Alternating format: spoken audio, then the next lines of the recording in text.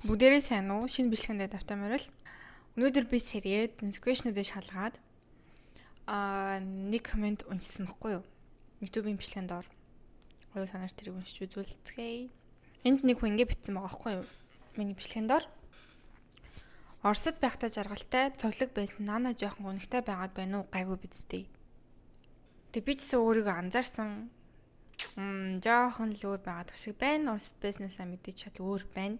Тэгээ энэ одоо насных юм уу, юуных нь те нас масан ч гэсэн бас нөлөөлж ялах шүү дээ. Тухайн үед 17 та байхад их сургуульд орж исэн. Одоо өнөөдөр би 22-тай магистрийн 1-р курс. Тэгэхээр 17-22-ийн хооронд мэдээж амар их юм болж өнгөрсөн байж тараа. Тэгээд энэ насны ялгаан ч гэсэн айгүй их байгаа. Тэгээ одоо бодвол ингээл жоохон том хүн болох гээд байгаа юм болоо да гэж би бас харлаа. Гэтэ энд яхаа ингээд амар олон зүйл нөлөөлж байгаа надад. Ингээд ахаад л би гинт ингээд шинэ орчинд ороод ирсэн байгаа нэгт. Хоёрт гэх юм бол би сургуулаа төгссөний дараах хямрал. Энэ хямралд ганцхан би ч бас өртөөд байдаггүй юм шиг байна. Их сургуулаа төгссөн хүн болгоны л тулгардаг асуулт. Их сургуулаа төгсөөд юу хийх вэ? Их сургуулаа төгссөн хүмүүст маш их сонголт гарч ирдэг. Бизнес хийх, гэр бүл зохиох, ажиллах, сурах, эсвэл зүгээр юу хийх вэ? Гэртээ амрах, эсвэл зүгээр гэртээ бие дааж өөрийнхөө хоббиг хөгжүүлэх амар их сонголт дундаас бид нар нэгийг нь хийн. Тэгээ энэ сонгосон сонголт бидний амьдралд ямар их нөлөө үзүүлэх бэлээ. Тийм учраас энэ амар амьдралдаа хийх одоо хамгийн чухал сонголтуудын нэг учраас маш сайн бодож сонголтоо хийх хэрэгтэй мэдээж. Тэгээд тийм учраас яг сургуулийн төгссөний дараах одоо сонголтоо хийх хүртэл үе шатвал намайг жоохон хямраасан гэж хэлж болно.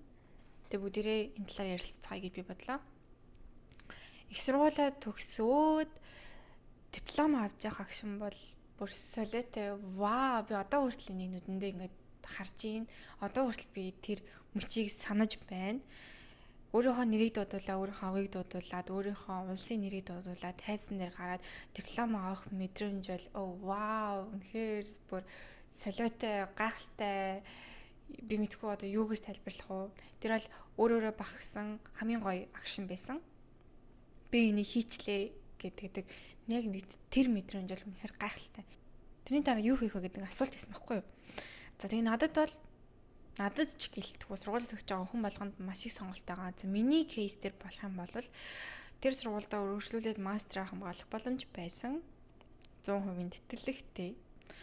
Эсвэл Монголдо ирээд ажиллах. 3-т гэх юм бол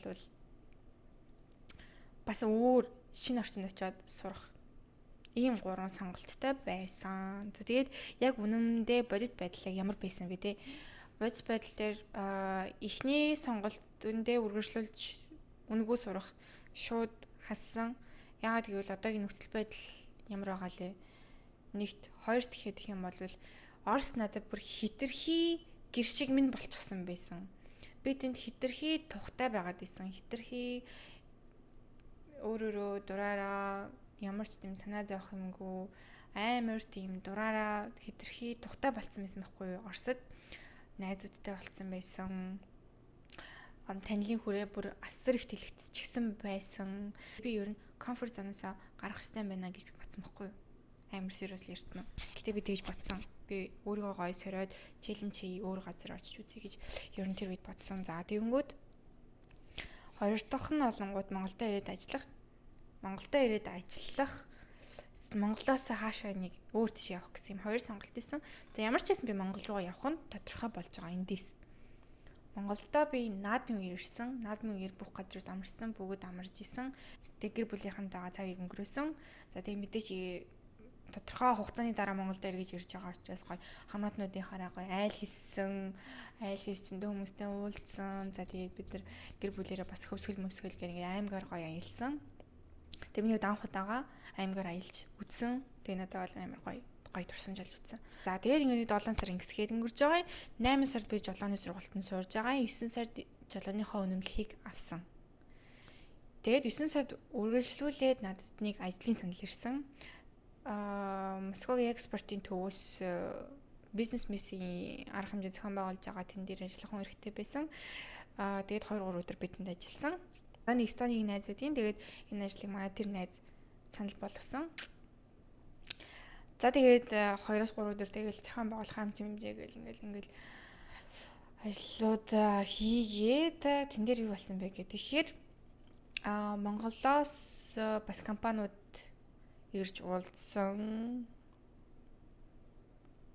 Тэгээд айгүй юм Монгол компаниудыг төлөөлж ирж байгаа ингээл янз янзын албан тушаалтай янз янзын хагч нар ингээл ирээл тэгэл тэнд ингээл баг зэрэг ингээл яриад танилцаал ингээд ажлын орчин ингээл иймэрхүүнүүдээ жоохон зүгээр хөндлөнгийн нүдээс ингээд ажиглаж үтсэн. Тэгээ зарим хүмүүс надад бүр ингээд ажил байна, ажиллах уу гэд ажил хүртэл санал болгосон.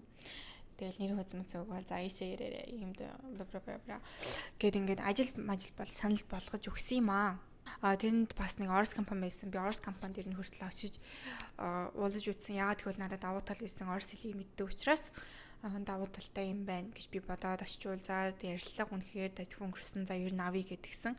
За гэтэл ажилд орё гэдэг чинь тийм амархан зүйл биш байсан юм аа. Миний хувьд яагаад тэгэхээр яг тэр үед би гадагшаа явъя гэж ер нь бодоод эхэлчихсэн. Англи хэлний хашаалтанд бэлдээд дөнгөж эхэлчихсэн байсан уу яахгүй юу? Юу ч тодорхой болоогүй. Надаа ингээд ингэж болох юм ээ, ингэж ч үзье гэд учраа олчих гээд л яваад байгаа юм. Тэгээд ажил орё гэтэнгүүт ажилд 1 жилийн гэрээ хийх ёстой болж таарсан. Тэгэнгүүт визнийхаа хариуг хүлээхэр чинь би яг үлээ. Визний хариунаас хэрвээ ажилд орчлоо гэж бодонгууд визний хариу гарчих юм бол би яах юм мэдээж явахыг сонгоно штэ. Тийм болохоор ажлаа яах вэ гэдэг ийм асуудал болж хувирсан. Тийм учраас би ажилд орох ямар ч шаардлагагүй болчихж байгаа байхгүй визний хариу гартал визний хариу эрэг гарах юм уу сөрөг гарах юм уу хинж мэдгүй урьдчилж за ингээд ерөнхийдөө Монголд ингээд 3 сар бол аимшигтай хурдан өнгөрөө дуусчихсан. Энэ бүх үйл явдлын дараа ч гэсэн надад мессежүүд ирсээр л байсан. Тэр мессежүүд намайг багаар л идээд байсан юм шиг байгаа юм. Гэтэ би өөрөө энийг хүлээн зөвшөөрмөргүй байна л та. Яг магадгүй бодит байдал нь ийм л юм шиг байна. Тэр мессежүүд нь ямар мессежүүд байсан бэ гингүүд за нэмээ сайн уу? Номи сайн уу? Юу хийж байна? Ажилдаа орсон уу? За ямар ажилд орсон? Хаана ажилд орсон? Ингээд ихний мессежүүд нь бол нэг иймэрхүү мессежүүд ирж байгаа байхгүй юу? За тэгэнгүүт би мэдээж ажилд ороогүй гэх тэгэнгүүт тэр хүмүүсийн хандлага ажил олж чадахгүй байгаа юм уу? Ажил олдохгүй байгаа юм уу? Чи хийж чадахгүй байгаа юм уу? Oh my god, энэ хандлага ингээд шууд хэлээгүй ч гэсэн зарим хүмүүсээс надад мэдрэгдсэн байхгүй юу? Тэгэд тухайн үедээ би тоохгүй анзаарахгүй байхыг хичээгээд угаасаа ингээл өөр юм хийжсэн тэр нэг анхаарч гэж бодоагүй гисэн хэдэж надад багаар нөлөөлсөөр л байсан юм бэ лээ. Тэгэд аль болох өөртөө сайн байх, өөрийнхөө зөв гэж бодож байгаа сонголтыг хийх гээд л явж байгаа штэ. Тэгээд сонголтоо хийх гээд яг процессын дээр явж байгаа. Яг сонголтоо хийх хүртэлх энэ үе шат энэ үед хүмүүс надад яг тийм мессежүүд асар ихээр ингээд бичээд байгангууд надад жоохон хэцүү санагдсан байхгүй юу. Тэр хүмүүсийн тэгж бичиж байгаа нь тэдний буруу биш л дээ. Магадгүй үнэхээр надад санаа тавиад үнэхээр сонирхоод асуусан байх л та. Гэхдээ зарим нэг хүмүүс үнэхээр сонирхоод асуугаагүй байхгүй юу да. Үнэхээр зарим нь ингээд чи чинь ажил болж чадахгүй байгаа юм шүү дээ гэсэн хандлагаар хандаад байсан учраас тэр нь ингээд намайг бүр ингээд зовоогоод байсан байхгүй юу. За ингээд 3 сар өнгөрлөө. Дараагийн хахад 3 сар.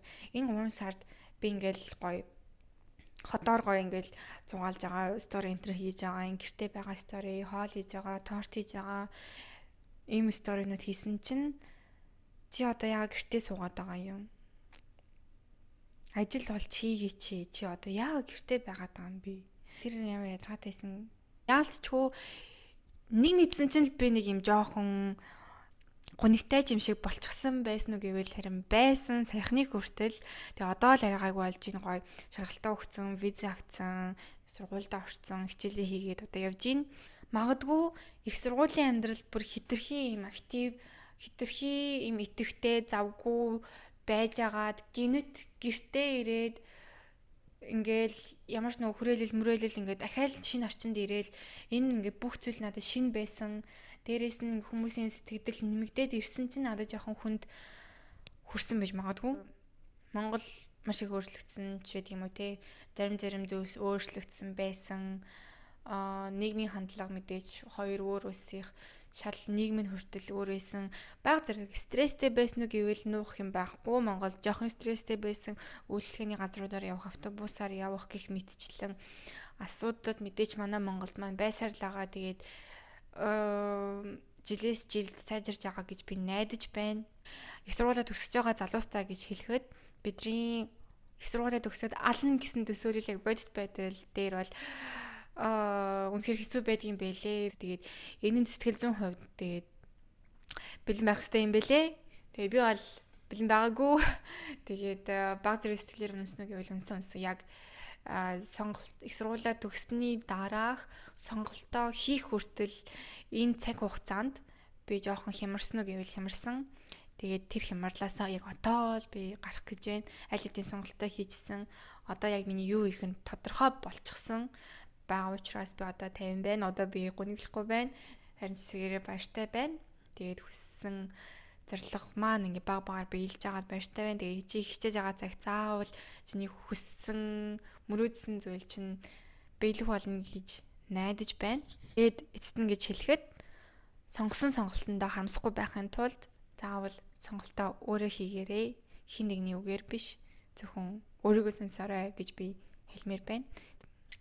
Энэ бичлэгийг дуусган үзсэнд баярлалаа. Баяртай. Мэдээж тэгээ намайг дэмжиж байгаа хүмүүст би маш их баярлалаа. Тэгээд би зүгээр шүү. Би зүгээр байгаа. Тэгээд like and subscribe. Bye bye.